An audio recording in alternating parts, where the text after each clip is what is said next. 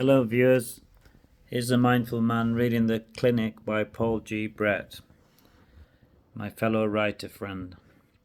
It was some months later that Jane came running to my study with the Church Times to show me a photograph and an article about the man whose appointment as successor to Desmond Circus has just been announced.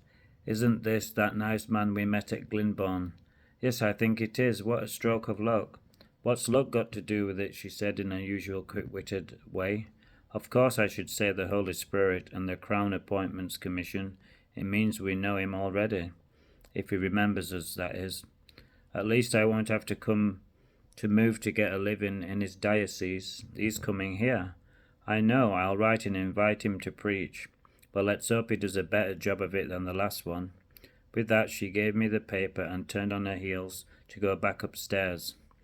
I should mention that my study was at the back of the house down the stairs, and not by the front door, where most clergy have the room in which they write their sermons and hold small meetings. Our vicarage was built on several levels, fitting in with the slope of the hill. It meant that the bedrooms were on the ground floor at the front and our reception rooms downstairs. Though if you approached the house from the garden there was a small gate out to the lane, and most people came in and out that way. You had to go through the kitchen to reach the sitting room and the study next to it. People coming from the road had to come downstairs to get to me. The whole house was upside down, really. The Archdeacon told me it was on his list for replacement when they had the money. I should also explain that the diocese had been through a great deal of trauma last year where money was concerned. The cathedral had suffered a massive lightning strike, which had completely destroyed the electoral system. I was a residentiary canon there at the time and I saw it all at first hand. The repairs cost an enormous sum.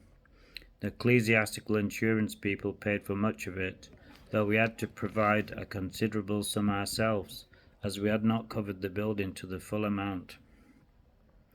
Dean Christer had been struggling for years to raise money to keep us going and had agreed, most foolishly as it turned out, to put a mobile phone mast on top of the tower in return for a sizable annual rent. The ecclesiastical lawyers had objected, of course, and my own part in the opposition mounted by the canons was not without controversy. We had set up a spiritual community, drawing on the teachings of a 12th century theologian, Joachim of Fior, hoping to put new life into the church, and we had prepared ourselves most rigorously for this part of the task. We all felt rather foolish, or at least I did, about the procession through the streets of the city, calling the dean to render account for his wickedness. It must have been the last straw for him, for he sent in his resignation a few months later. Fortunately, it was not long before I was offered this present living, and with a sigh of relief we moved out here. There had been a vacancy for a long time. My predecessor had gone off elsewhere and then sadly committed suicide.